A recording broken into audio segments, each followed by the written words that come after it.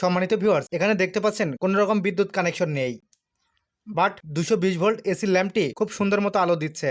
দেখতে পাচ্ছেন আমাদের আইপিএসটি খুব সুন্দর মতো কাজ করছে। দেখুন খুব ব্রাইটলেস ভাবে আলো দিচ্ছে। এবার আমরা দেখব একটি ফ্যান চলে কিনা।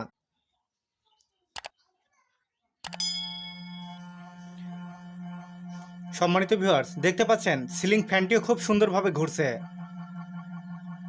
দেখুন তারের কানেকশন খুলে দিলাম এবং বন্ধ হয়ে গেল। দেখতে পাচ্ছেন ফ্যানটি খুব সুন্দর মতো ঘুরছে।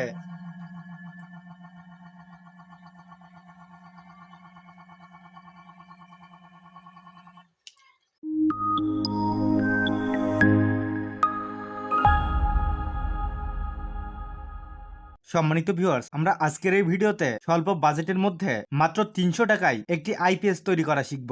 আর এই আইপিএসটা দিয়ে আমরা আমাদের বাসা বাড়ির ফ্যান লাইট সহ অনেক ধরনের লোডই চালাতে পারবো। যারা আইপিএস তৈরি করা নিয়ে ভাবছেন তারা অবশ্যই ভিডিওটি স্কিপ না করে মনোযোগ সহকারে দেখতে থাকুন। ভিডিও শুরুতে আপনাদের হয়তো বিশ্বাসই হচ্ছে না যে কিভাবে 300 টাকার মধ্যে আইপিএস তৈরি করা সম্ভব। তার প্রমাণ মিলবে এই ভিডিওটি আপনারা যদি স্কিপ না করে দেখতে থাকেন। আইপিএসটি তৈরি করার জন্য সর্বপ্রথম আমাদের প্রয়োজন হবে এ ধরনের একটি সার্কিটটি আপনারা মার্কেটের কোথাও কিনতে পাবেন না, বাট আপনারা নিজেরাই এটি তৈরি করতে পারবেন। কিভাবে তৈরি করবেন তার বিস্তারিত রয়েছে আমাদের চ্যানেলেই। যারা ইতিপূর্বের ভিডিওটি মিস করেছেন তারা ইতিপূর্বের ভিডিওটি দেখে আসবেন, সেখানে খুব সুন্দর এবং নিপুণভাবে দেখানো হয়েছে আপনারা সার্কিটটি কিভাবে তৈরি করবেন। আপনাদের সুবিধার্থে এই ভিডিওর ডেসক্রিপশন বক্সে সেই ভিডিওর লিঙ্কটি দিয়ে রাখবো, আপনারা চাইলে সেখান থেকে দেখে আসতে পারেন। সম্মানিত ভিউয়ার্স, এখানে দেখতে পাচ্ছেন সর্বমোট দুটি ট্রান্সফরমার। আমাদের আইপিএসটি তৈরি করার জন্য মাত্র একটি ট্রান্সফরমার হলেই হবে। এখানে দেখতে পাচ্ছেন 12012 3 অ্যাম্পিয়ারের ট্রান্সফরমার এবং এপাশে দেখতে পাচ্ছেন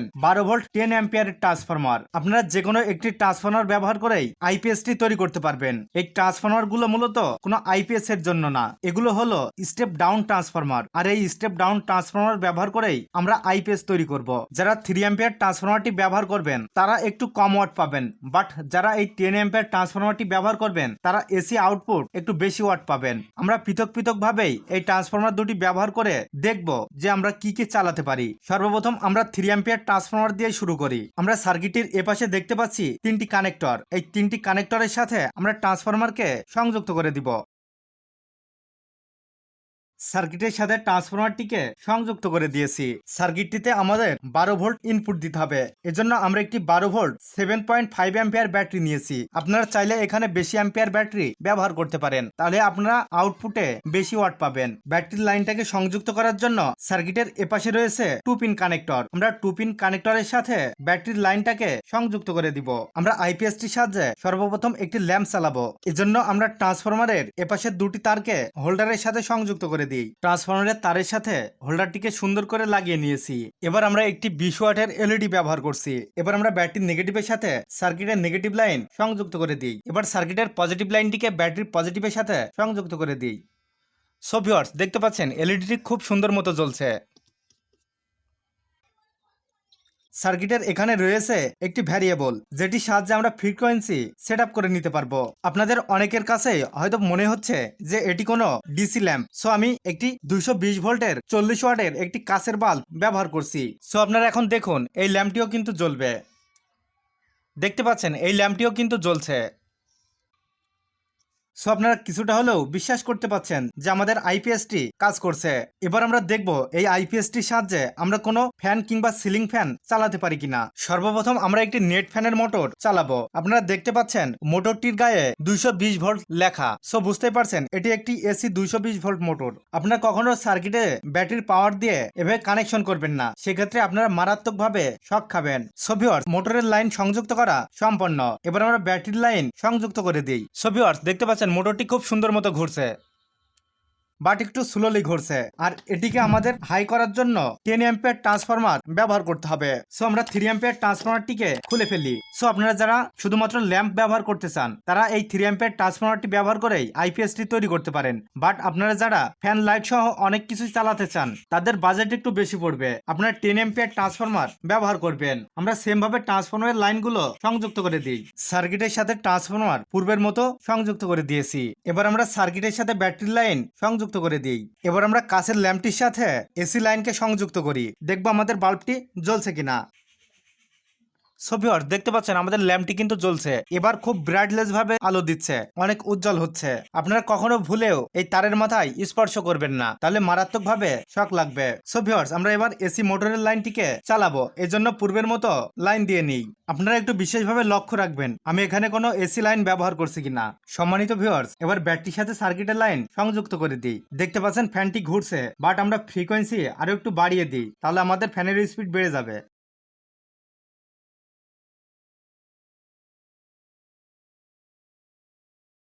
সম্মানিত ভিউয়ার্স দেখতে পাচ্ছেন ফ্যানের স্পিড আগের থেকে অনেক বেড়ে গিয়েছে। এবার আমরা দেখব এই আইপিএসটির সাহায্যে আমরা কোনো বড় ধরনের ফ্যান বা সিলিং ফ্যান চালাতে পারি কিনা। ল্যাবের জায়গা সীমিত, এর জন্য একটু কষ্ট হচ্ছে দেখাতে। ট্রান্সফরমারের লাইনের সাথে আমরা ফ্যানের লাইনকে সংযুক্ত করে দিই। সম্মানিত ভিউয়ার্স আপাতত বিদ্যুৎ চলে গেছে, এর জন্য আমার রুমের লাইটটি বন্ধ হয়ে গেছে। যাই হোক এবার আপনারা লক্ষ্য করুন যে সিলিং ফ্যানটি ঘোরে কিনা, এজন্য আমি সার্কিটের লাইনকে ব্যাটারির সাথে সংযুক্ত করে দিই। সো ভিউয়ার্স দেখতে পাচ্ছেন সিলিং ফ্যানটি কিন্তু খুব সুন্দর মতো ঘুরছে।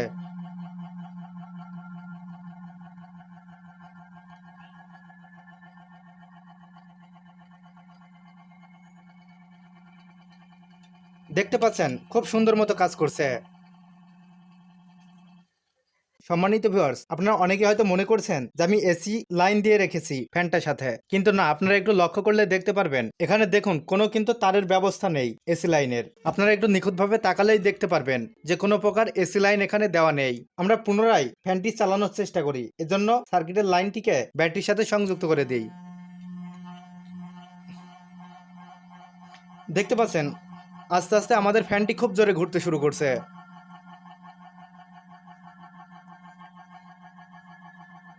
দেখলেন ফ্যানটি খুব সুন্দর মতো ঘুরলো। আপনাদের অনেকের মনে হয়তো প্রশ্ন জাগছিল যে 300 টাকায় আবার আইপিএস তৈরি করা সম্ভব নাকি, কিন্তু আপনারা নিজেরাই দেখতে পারলেন যে আমরা শুধুমাত্র একটি ল্যাম্পের জন্য মাত্র 300 টাকার মধ্যে 3 অ্যাম্পিয়ার ট্রান্সফরমার ব্যবহার করেই আইপিএসটি তৈরি করতে পারবো। বাট আমরা যদি ফ্যান চালাতে চাই সেক্ষেত্রে আমাদের 1000 টাকার মতো খরচ হবে। ইউটিউব প্ল্যাটফর্মে হয়তো এই কন্টেন্টটি সর্বপ্রথম, যেটি কিনা সত্য, যে স্বল্প বাজেটের মধ্যে আমরা একটি ভালো মানের আইপিএস তৈরি করতে পারবো। এটি কোনো ফ্যাক্ট ভিডিও নয়, যেটি আপনাদের সামনে নিখুঁতভাবে দেখানো হলো। সো ভিউয়ার্স আজকের ভিডিওটি এ পর্যন্তই, দেখা হবে আগামী কোনো নতুন ভিডিওতে। ততক্ষণে সবাই ভালো থাকবেন, সুস্থ থাকবেন। আল্লাহ হাফেজ।